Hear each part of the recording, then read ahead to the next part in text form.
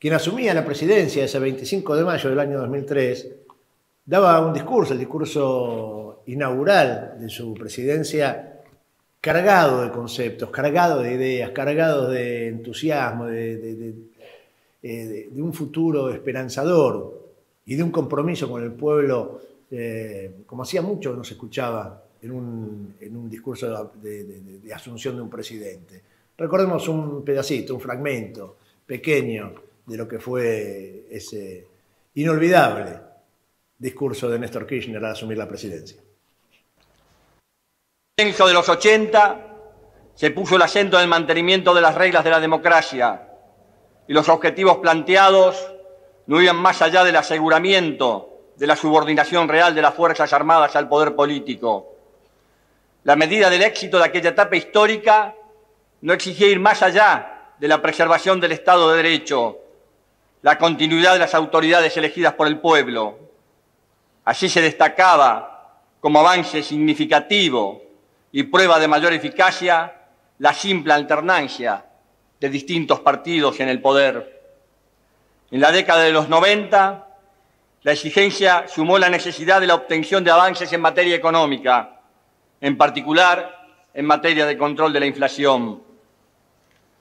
La medida del éxito de esa política la daban las ganancias de los grupos más concentrados de la economía, la ausencia de corridas bursátiles y la magnitud de las inversiones especulativas, sin que importaran la consolidación de la pobreza y la condena a millones de argentinos a la exclusión social, la fragmentación nacional y el enorme e interminable endeudamiento externo. Ese fragmento, cuando Néstor hace la descripción de las prioridades de lo que fue el retorno a la democracia en la década del 80, pero sobre todo cuando describe los años del neoliberalismo menemista, con tanta precisión, con tanta justeza, en tan pocas palabras, señalando cuáles fueron las prioridades, y termina hablando de ese enorme endeudamiento externo, la generación de pobreza. Lo mismo, ese mismo fragmento se podría haber puesto en el acto de asunción de Alberto Fernández para describir lo que pasó durante los 4 años de macrismo. Exactamente lo mismo. Y tendrían el mismo rigor. Bueno, algo así dijo el presidente en su momento. Ese es el daño que genera el neoliberalismo, ese es el daño que generan las derechas cuando gobiernan. Cuando llegan con ese discurso del sentido común y del racionalismo, es decir, no se puede gastar más de lo que se produce, ¿no? Y hay que achicar el Estado, y hay que serlo eficiente, y mentiras.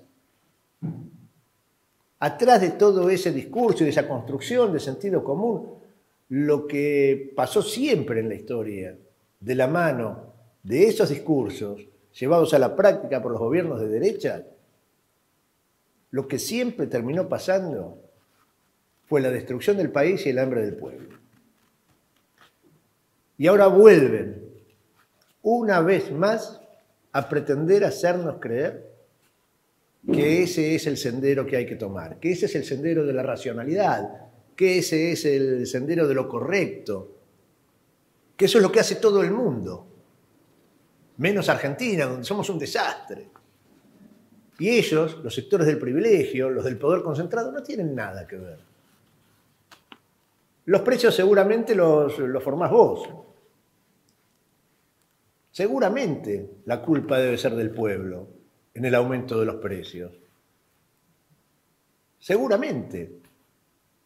El aumento inflacionario tendrá que ver con los derechos adquiridos, con las jubilaciones, con las vacaciones, con los aguinaldos, con las paritarias. ¿De verdad te pueden hacer creer eso?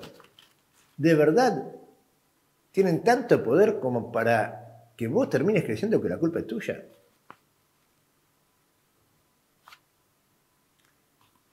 Con mucha gente lo consiguen. Esperemos que no sean mayoría, porque cada vez que lo lograron, hicieron un desastre.